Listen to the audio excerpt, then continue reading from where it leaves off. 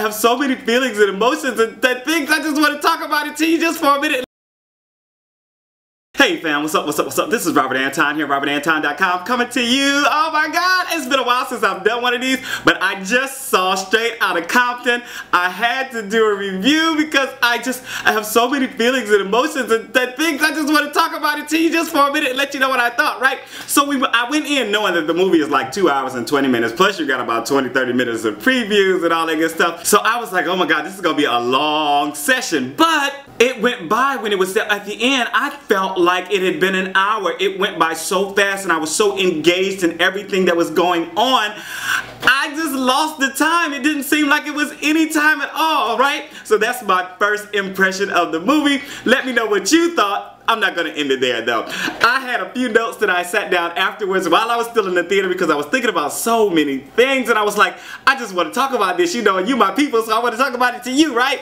Okay, this movie to me was about so many universal themes. You know, it was about their story, but they kept in mind that there are things that all people can be related to, you know, things that people can relate to through any demographic, any kind of musical taste all over the world. And those themes were, I wrote, friendship, family, love, money, of course, and following your dreams, following your passion, which is something I am all about in my So You Want to Be a Singer series on Robert Anton NYC. So that's just a really cool thing. I feel like so many different people from so many different races, cultures, people like different styles of music can really enjoy this movie because it just has so much of all of these universal themes, right? And the music, oh my god, they give you tastes and pieces and stuff of music, and I'm like, oh, I want to hear more of that. Oh, I remember that. Oh, I remember that riff. Oh, I remember this song. Oh, I remember, you know, and I was bouncing and bopping and, you know, singing along and stuff like that, as was some other people in the audience.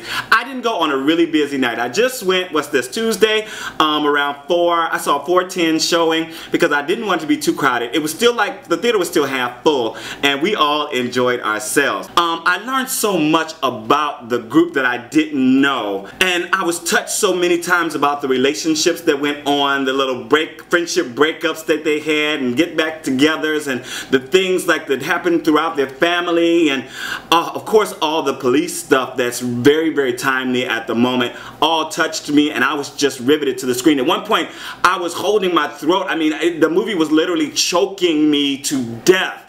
I was just so full of emotion, and I felt myself. I mean, before I knew it, I was holding my throat like oh, it was just, I don't even know how to describe it. I was just taken away. I was just so full of all kinds of emotions, and it was such a good story. It was such a good movie. Even if you know their story, the movie was such that it was very dramatic, and things were, you know, was a little light here, very dramatic here, harsh here, and then it got light a little bit, you know, so it was very much, it got a nice flow to it. I was surprised by, and this might be a disclaimer, this might be a spoiler alert, but if you know the story anyway, you know, but I know of the group pretty well. I remember their music, but I did not remember that Eazy died of HIV, died of AIDS. And what caught me about that is because the first thing he said is, what do you mean I'm not a faggot, when he was diagnosed and he was in the hospital. And it had me thinking that this is like what Obama calls a teachable moment, because even back then he was talking about the doctor said to him, you know, well, it can be passed by heterosexual sex, you know what I'm saying? And a lot of people still don't realize that even today. And it was just a really good moment, and I was like, wow, it really just, to me, it just honed in on just a little something, because we remember, if you see the movie, and even if you know, like, how any artist traveling and stuff has so much fun. They have women or men throwing themselves at them, and they can have as much sex, drugs, alcohol as they want, party, and all that good stuff. And these guys all had a great time. Probably slept with several women in each city, and it could have been any of them. It could have been all of them who were affected with HIV. Protect yourself and your partner. It was funny to me that there were some modern day terms in there that were thrown out, and I don't remember all of them, but at one point they said, bye Felicia, you know, and pushed this girl out the door. So her name was Felicia, by the way. But you know, that's a modern day term now, and I'm sure to crack a lot of young people up. Also, they were talking about, at one point, Tupac was in the studio, and Eazy was out there like talking about, oh, you guys are out partying, drugging, and all this different stuff, and we're in here grinding, you know, trying to make some music. And I was just like, grinding? That's like really a new term. I don't think they used that back then, but whatever, you know what I'm saying? They got to update it a little bit. You know what? I loved the Detroit fuck the police scene, and for all of like the conservative people especially who talk about, you know, freedom of speech, back then a lot of times black people didn't have freedom of speech. If they took advantage of their freedom of speech, they were often arrested, killed, beaten. You know, remember Rodney King?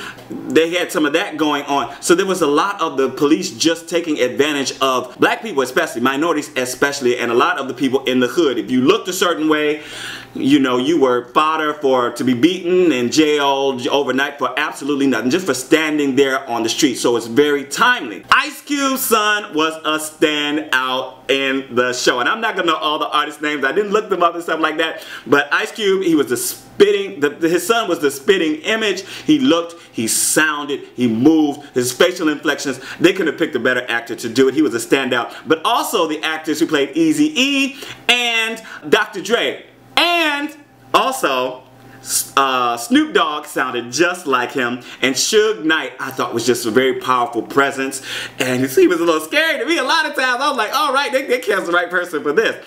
If you haven't seen the movie, that's what I want to say. And if you're into the music business, if you're into rap, the rap culture, if you want to know more about it, if you are into, I mean, just anything music related, go see it. Even if you're not just into rap, go see it. It just has so many themes that resonate throughout the music industry. Being taken advantage of, you know, the contract problems, the party atmosphere, all these things that are part of the industry are some things that you will get to see. You see in other movies, but it's just really poignant in this one.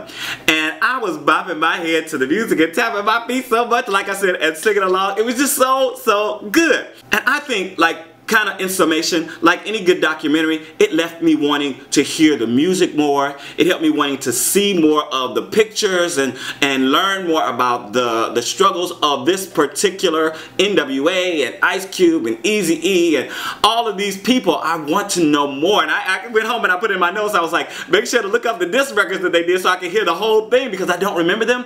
And I just want to refresh myself. I might have heard them, but I don't remember them. I want to hear them, you know, and get all the little references and stuff that happened. And that makes for a good movie. When you want, especially a good documentary, you want to hear more, you want to know more, you want to learn more, and that really was a good thing to me. In the comments, please tell me what you thought if you saw the movie. If you haven't seen it, why not? And if you are going to see it, let me know what you are looking forward to and what you expect. Alright, this is Robert Anton, robertanton.com. I am out. Peace.